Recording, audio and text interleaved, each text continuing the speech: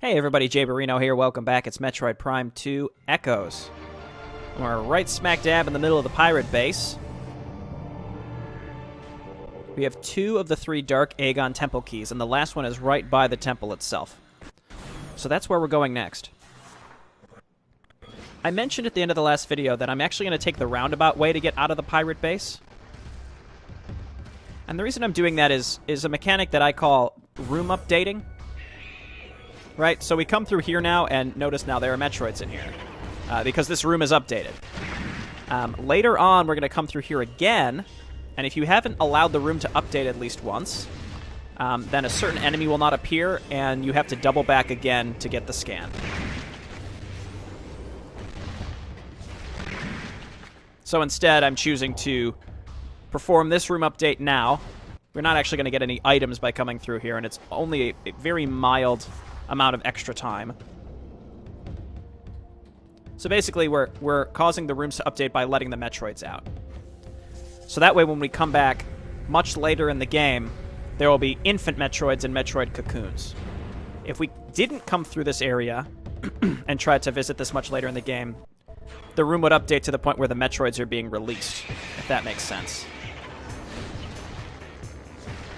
So the Metroids they're light world creatures, so they're weak to the dark beam.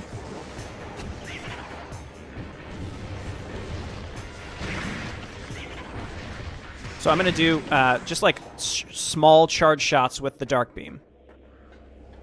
Further, we're out of dark ammo, so let's break some crates with the light beam.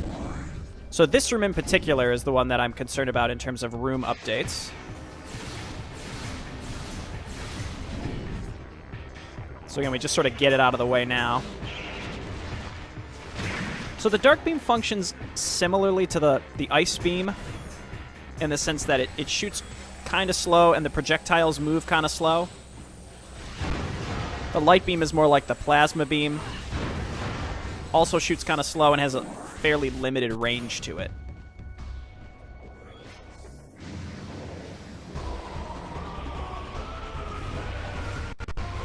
Okay, get rid of these guys. Nice roll, dude.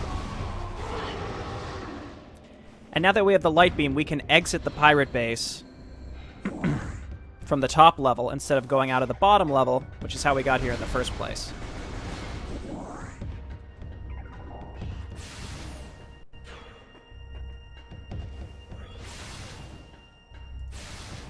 So I think that might be the only instance of room updating that I have to manipulate in order to make a scan available, to avoid having to double back in the future. Ultimately, it'd probably be the same amount of time, it's just this pathing seems a little more natural to me. So now we can hop in these turrets. If you missed the pirate skiff scan, there's one permanently right here.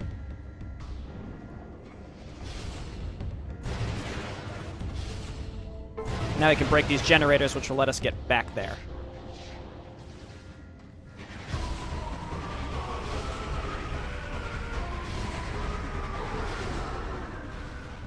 Cool. So we had a little opportunity there. So I think, like I had mentioned, like scanning this doesn't count as the research scan. So that's why you needed to scan them earlier, else you'll just miss them.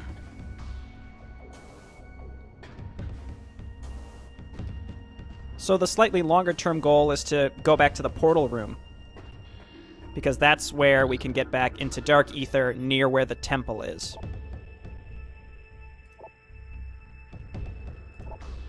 Stupid expeditions when the cooling system shuts off, yeah. So that's all the pirate data. 2 hunters, they know. Another hunter wearing the traditional colors of Samus Aran has made planetfall today. Horrific as it may sound, there are 2 of them now. We're bracing for a new assault. The dire turn of events may bear some goodwill. One of our scouts in Dark Ether saw a curious encounter. The Dark Hunter attacked the one clad as Samus near the Phazon site. Perhaps they are not allies, but foes. Perhaps we can forge an alliance with the Dark Hunter and exchange Phazon for the head of our common enemy. Yeah, good luck with that. That's actually kind of the plot of Prime 3, so I shouldn't say it's out of this world. So this upgrade's very important. Beam ammo expansion.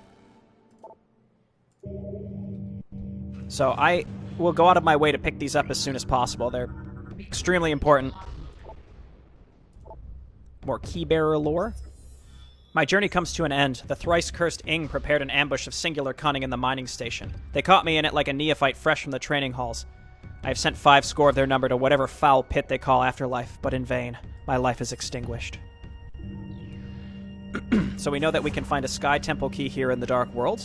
Anytime you find, again, the key bearers in those rooms. So you can see now our maximum ammunition's bumped up to 100.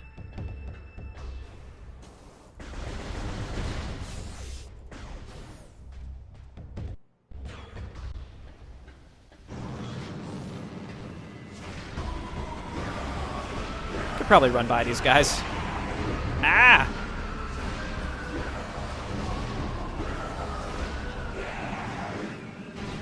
Great.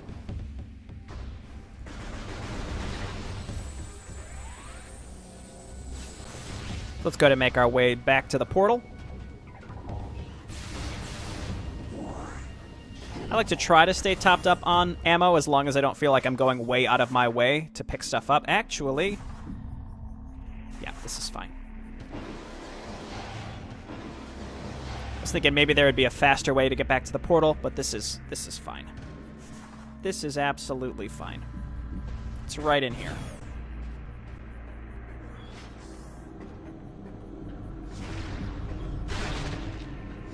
It is a lot harder to keep track of 2 entirely separate maps. Like, they're identical in a way, but the way you traverse them is much different. So you have, light Agon Wastes and dark Agon Wastes, and what you find in each one and how you go in what direction in each is different, even though the rooms mirror each other. So while I do have a route planned out, sometimes it's a little challenging to remember which specific path from room to room we want to take.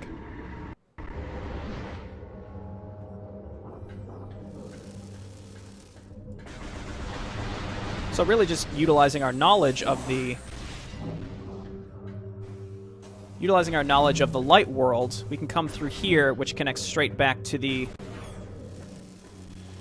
mining plaza. Let's go ahead and scan this now.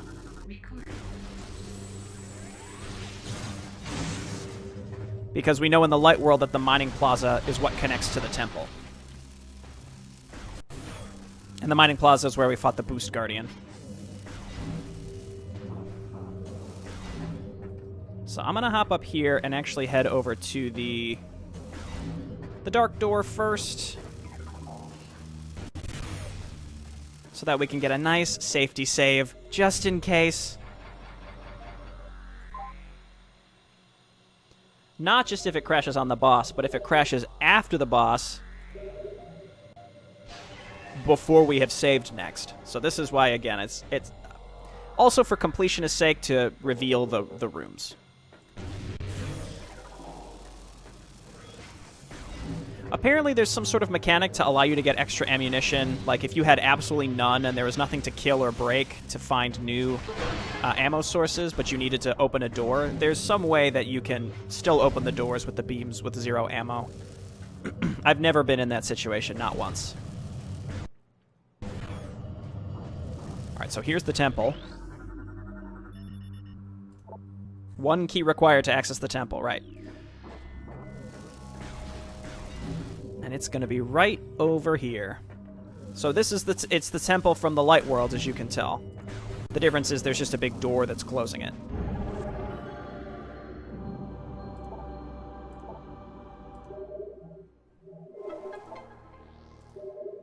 Use them at the temple to gain entry. Sure thing.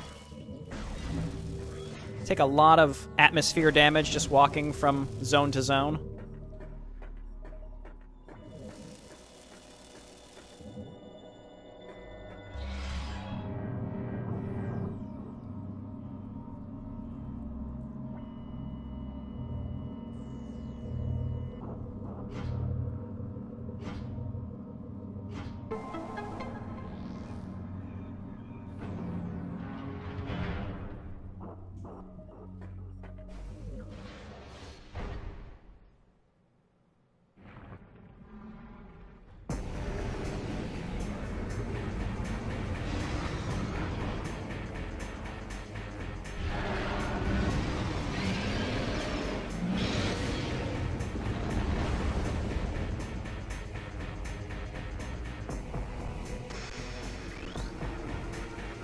So this ball in the center is actually sort of the real boss. Target is a bio-generated power sphere. Sphere provides dark energy to the Amorbis. Xenotech detected in sphere. Sphere is impervious to weapons. Okay, so let's wait for him to pop out, and then we can give him a scan. Amorbis, gigantic tunneling guardians. Avoid target as it enters and leaves the Earth. Look for disturbances in the ground. Target cannot survive for long if its outer shell is cracked. The enormous Amorbis can move throughout solid rock and earth with ease and can sense the location of surface-level prey deep within the ground. They will attempt to ram any target they can find in their domain. They are vulnerable to all forms of weapons fire, but are incredibly strong and resistant to pain. So this is our first temple boss. Say, like, the first, like, main boss proper. So the key is really just, pick a safe zone, stand in it, and then just make sure that you're trying to avoid it as it's popping in and out of the ground, as long as it's not about to land on you or unburrow right on top of you.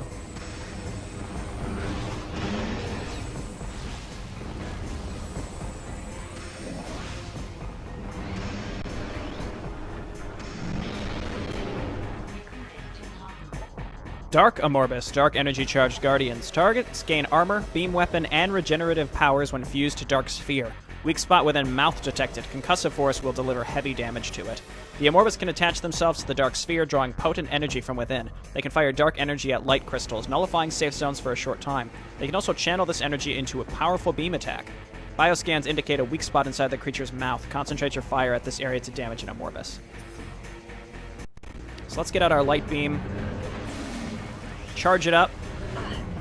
Charge it up, I said.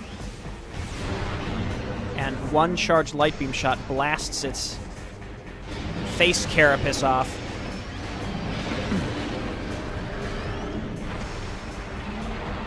Then you let it suck you up, and you can bomb inside of its face. On to phase 2.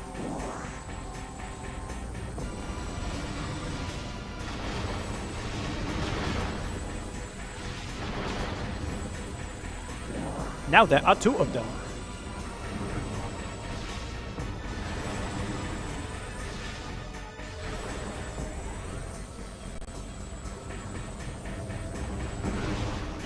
Okay, that's 1.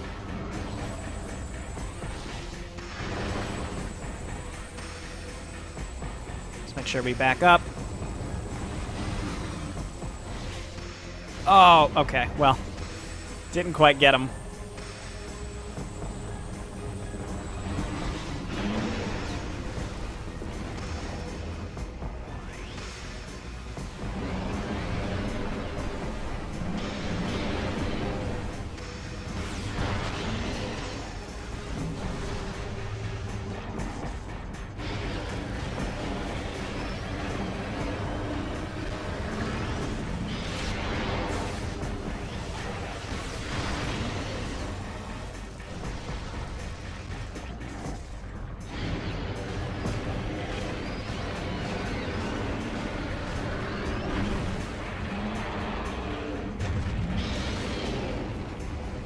Now there are 3.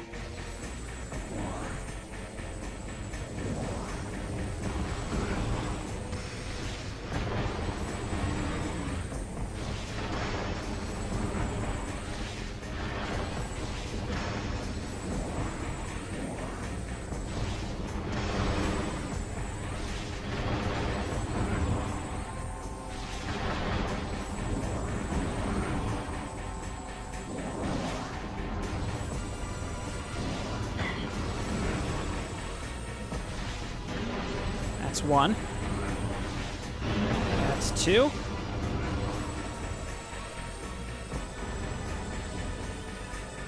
Where? I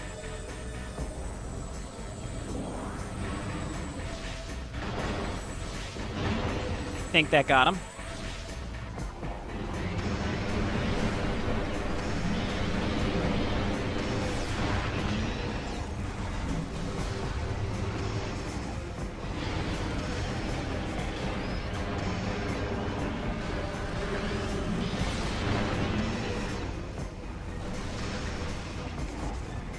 So because I'm pretty aggressive with the light beam here, I'm not even really allowing this thing to show its moveset. It does a bunch of different stuff, but we're not going to see any of it.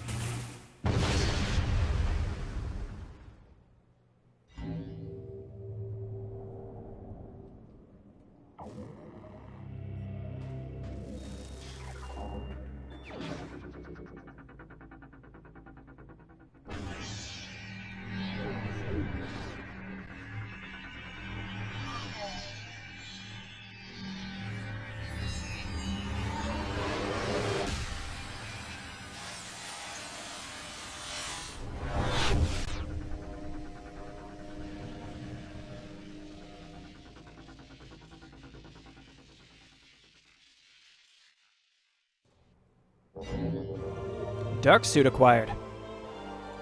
The damaging effects of dark ether will do less damage to you. So this, I would argue, is probably the most important upgrade in the game. So when we're not in safe zones, our health ticks down at the same rate at which we gain it when in safe zones. So I think ultimately, I think some people didn't really like Prime 2 as much as Prime 1. And I would posit that it's for a similar reason that people didn't care for Majora's Mask as much as Ocarina of Time. When you have resource constraints. In Majora's Mask, it was time. In this game, it's ammunition and then also your health. Just watching your health slowly tick down may actually cause some anxiety for people. I don't know.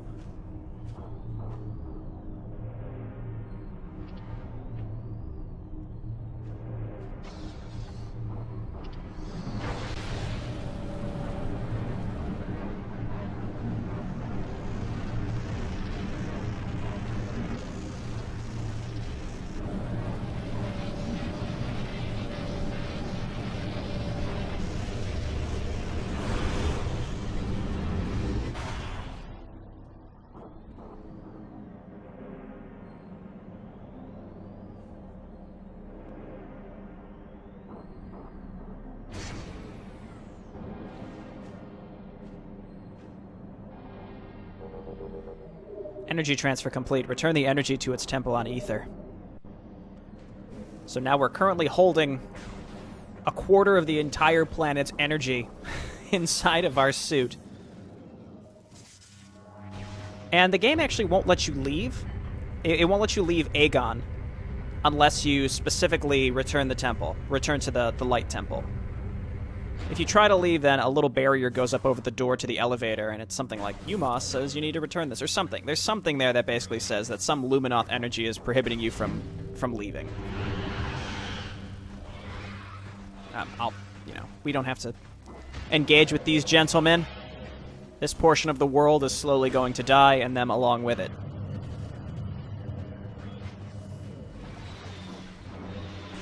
So now we're just going to head right back to the portal, and... ooh... no crash. Just go ahead and head right back to the portal.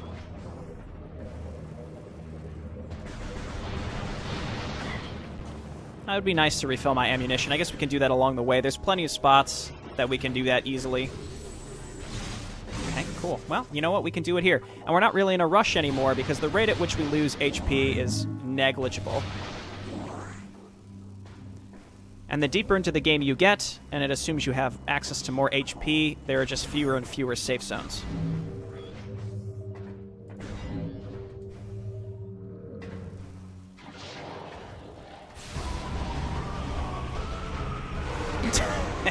I love doing that. I love doing that. He just jumps right into it. So every time we come into this room, we're just going to supercharge that crystal. Not that we're going to be coming here that often, but it's going to be the same every time, and it's going to be glorious.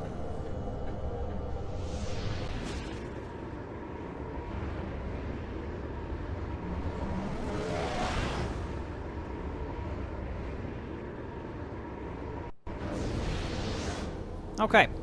So our first order of business is to return this energy.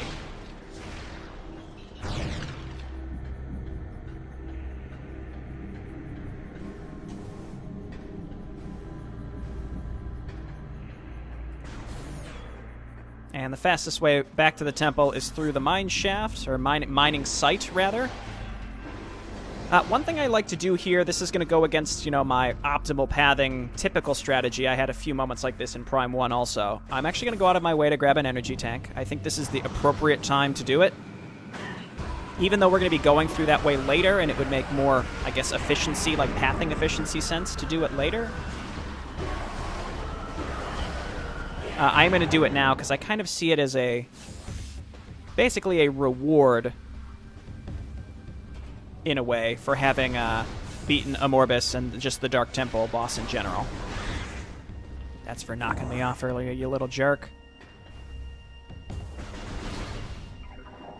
I'm just getting in the habit of juggling your beams to try to collect some ammunition.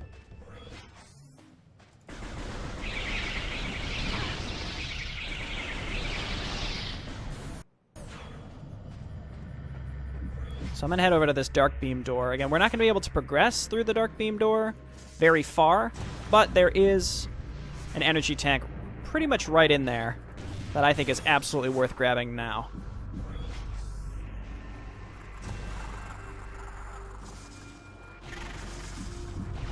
So let's hone our double bomb jump skills here.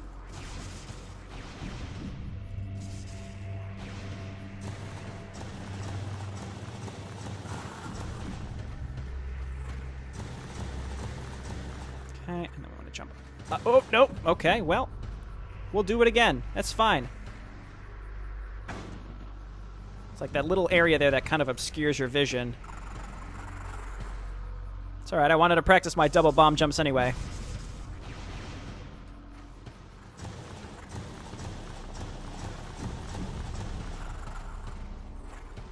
A lot of expansions and items are hidden in this game behind little morph ball puzzles. So, sometimes we're just not going to nail it first try. That's alright. Alright, let's go back up. These pill bugs can be annoying. I tend to just roll right through them, even if they're going to do damage. There we go. And just like that, we're back on track.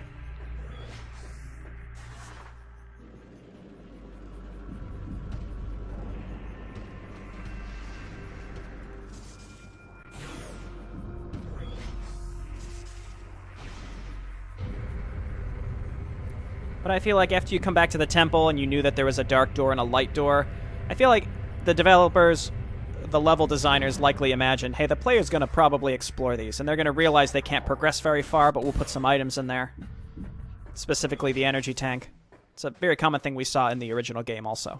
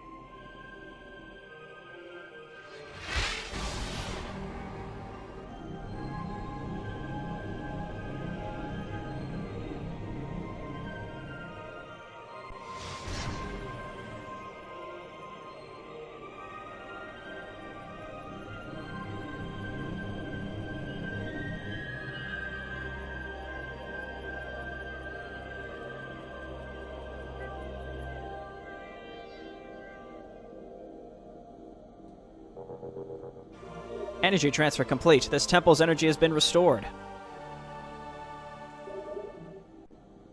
Alright, so that's one main area of 3 complete. Now, there's still a lot to be collected in Agon, but much of it we cannot get right now, so I don't see much of a reason to bother until we can come back with a much larger arsenal of suit enhancements, and then we can get it all at once rather than having to navigate through multiple areas multiple times. Just ignore the fact that I did exactly that to get that energy tank.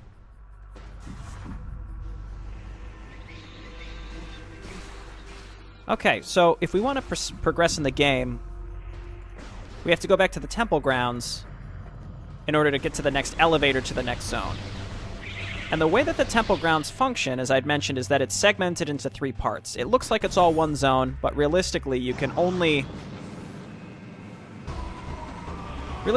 really interact in a specific way in temple grounds until much later. So like each piece is separated, like you need power bombs or something like that, something you'll get much later.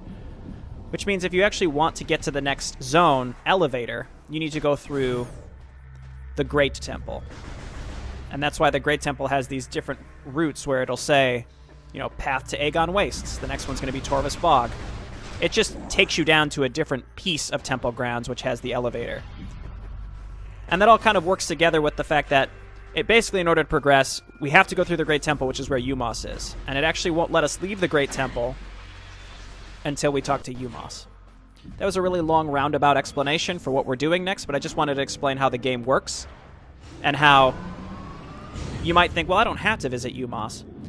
You kind of do, and even if you don't want to, you're literally right next to him. You're forced to walk by him, basically, to get to the next elevator, because there's no other way to get to the Torvus Bog elevator. At least at this point in the game. But later on, you'll have the tools to just circumvent the Great Temple completely.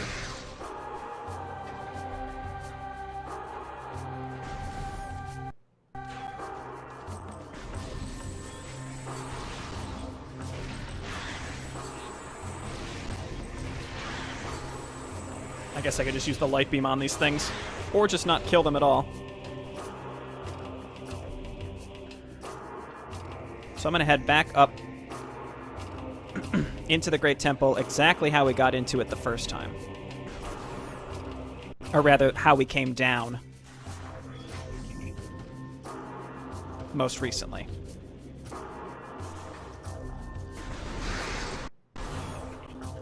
Okay. I can technically open this up now. I'm not going to bother with it. It reveals a portal. I'm not going to bother with this portal until later. Dark Temple Grounds can be kind of a spooky place. Basically no light crystals. It's just very much a late game area. You can dive in there and maybe get a missile expansion or something, but I'd advise not bothering.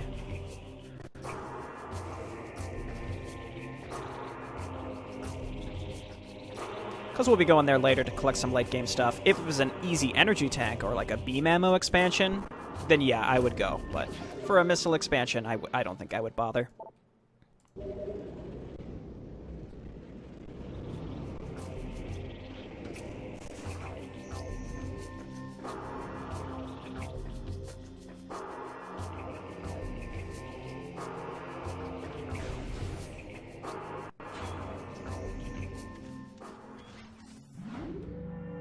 Alright. Back up to the center area. And I think I brought it up maybe 3 times at this point, how Temple Grounds is separated into 3 areas. And the reason I bring that up a lot is because I think when I played this the first time when I was younger, I didn't really understand that. And I kept trying to navigate the Temple Grounds without having to go to the Great Temple. But what the game is trying to tell you is, again, it basically treat Temple Grounds like 3 separate zones, until eventually you'll have the tools to navigate it.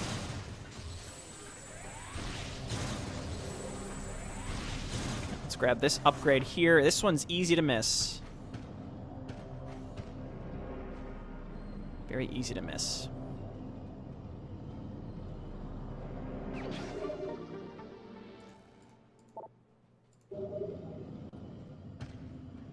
Okay, and then we can go talk to our buddy. This is the wrong way.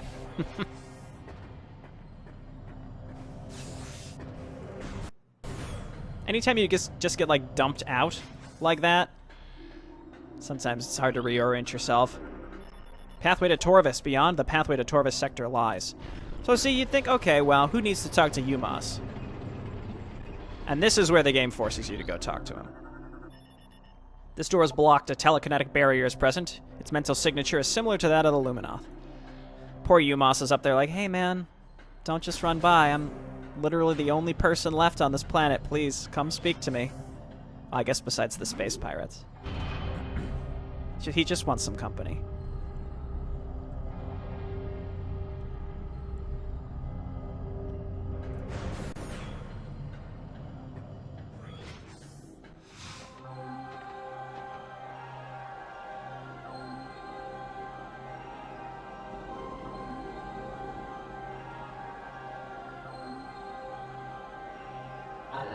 I thank you for restoring energy to the Temple of Agon. Your valor honors the Luminoth, those who have passed and those who remain, here under my protection as they sleep in deep stasis. Be on guard, for the Ing do not suffer defeat lightly. They will surely seek revenge for your actions. With the energy lost from the desert region, they will increase their efforts in other lands. I have detected unusual amounts of ing activity in the Torvus sector. The enemy is on the move.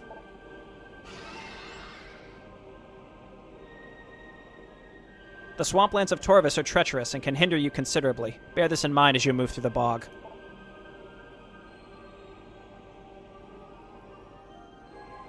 Seek the Temple of Torvus. More knowledge awaits you there. May the light of ether serve you well. You said it, buddy. All right. See you again in a couple hours. You know, so this video series, it's been, what is this, part 4? And they're each like 30 to 40 minutes. So it's interesting. I'm not sure what counts towards playable in-game time and not, because like when I started this specific video, I think it, I think the time it said was under an hour still. So I don't know how it calculates. I assume in-game cinematics, and possibly while you're paused while reading something in the logbook, might not count towards your in-game time.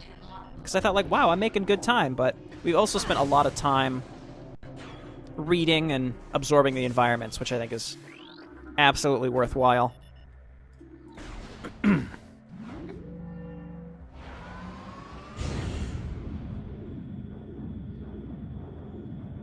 One thing also worth pointing out, so the other segment that we haven't been to of Temple Grounds is back down near where the ship was. Where the Galactic Federation ship was. And that's how we got up to the temple in the first place. But that door actually closed behind us, and now it's behind an emerald hologram, which we can't translate.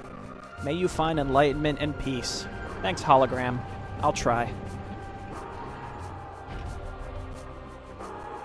So let's go ahead and hit this. Cataclysm. The starborn terror burnt through the heavens and struck Ether with an untold might. We all expected the world to shatter, but Ether held. There was great devastation, however. The green plains of Agon were scorched forever, and the forest of Torvus was engulfed and racked by the sea. The skies burned for days, casting darkness over the land. Okay. Just remember that there's a half pipe there. It's pretty important. Easy to forget.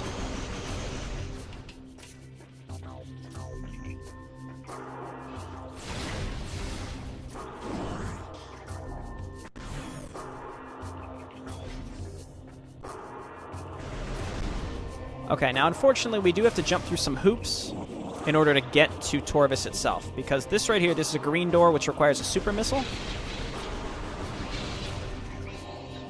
which we do not have yet, but there is a portal. So, common theme of the game is basically jumping between light to dark to light to dark in order to bypass things that are blocking you in one world that you can progress through in another. So see now, the door behind us is green, but the door forward is now normal, so we can just progress. And that's where we're looking to go. Collection of mutated ing worms. Bred for massive size, it appears the ing use these creatures to block access to areas. So those are usually used in the dark world where it's like, hey, in the light world, there might be another room behind there. In the dark world, we didn't want to have to add extra rooms that are pointless, so we'll just put some ing worms. And it's closed off.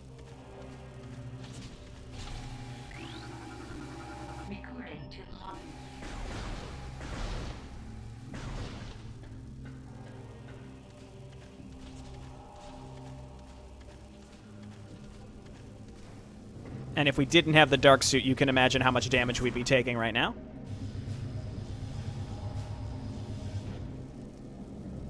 So this is like sort of a puzzle. If you watch when you hit one of these, a little barrier comes down, right? So we couldn't go left if we wanted to. We have to go back the other way. So you have to basically activate the bomb slots in a specific order to not lock yourself out and be able to activate all of them.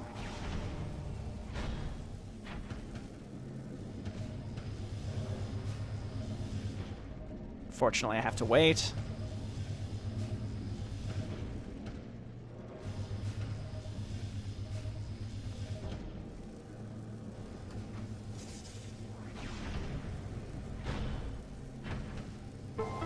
Cool.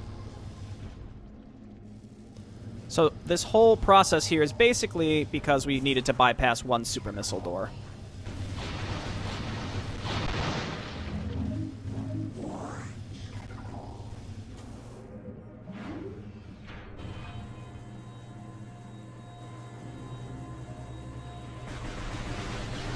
So I'm unable to move right now. It's kind of like a weird little, very short on-rail shooter just to kill these night barbs. I guess one thing to keep in mind is this game didn't have motion controls originally. It was added with the Wii Trilogy version.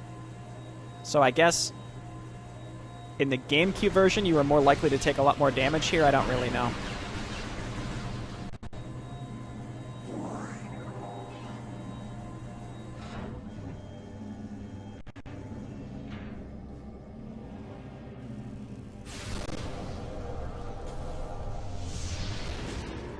I'm pleased we haven't encountered any crashes yet. I think we will later. The majority that I experienced were in Sanctuary Fortress. Torvus Bog does tend to lag a lot because there's rain in the opening sections of it, so that is kind of a pain also.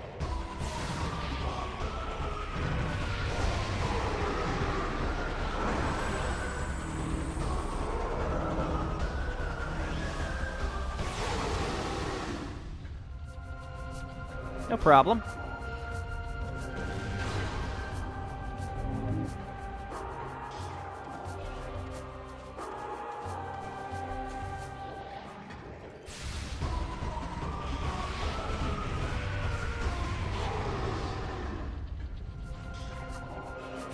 Okay, another super missile door. So I'm trying to use my beams appropriately. Just normal dark beam against light world enemies. It's very strong.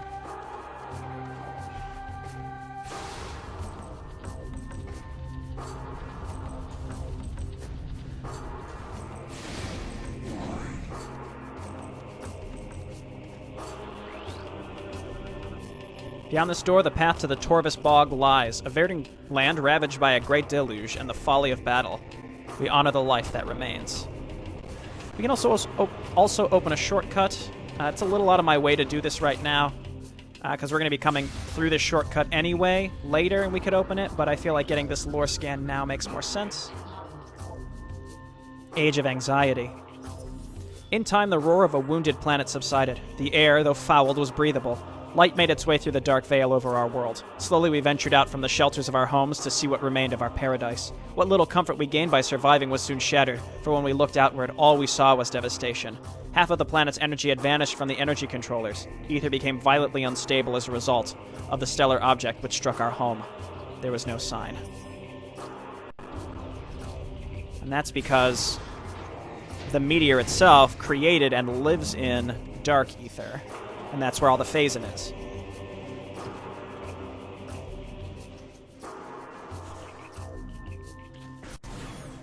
Okay, so now we can actually head to...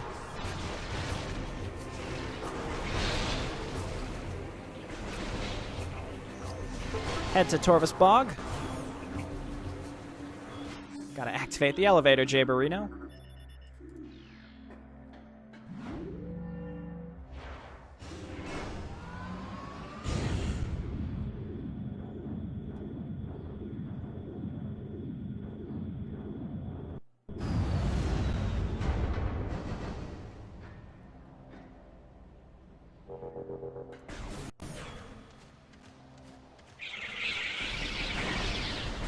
So I think Torvus is probably one of my favorite zones in the entire trilogy. I just really like the music and the general atmosphere, even though it's going to lag a lot because of the rain.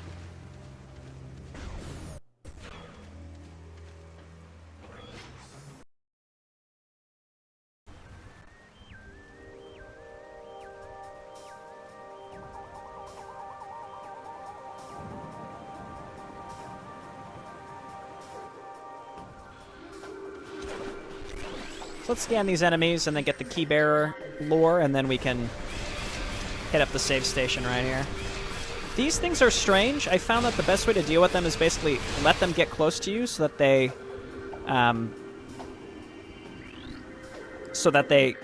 bloat up, and then you can explode them a little easier. Okay, that's just a storage cache. Estelai. They came to the lagoon in the night, delivering true death blows before I could detect them. As my life faded, I sent a call to the cadre to warn of this surprise attack. May they find my key and dispatch the Ing who killed me. Only then will my final rest be peaceful.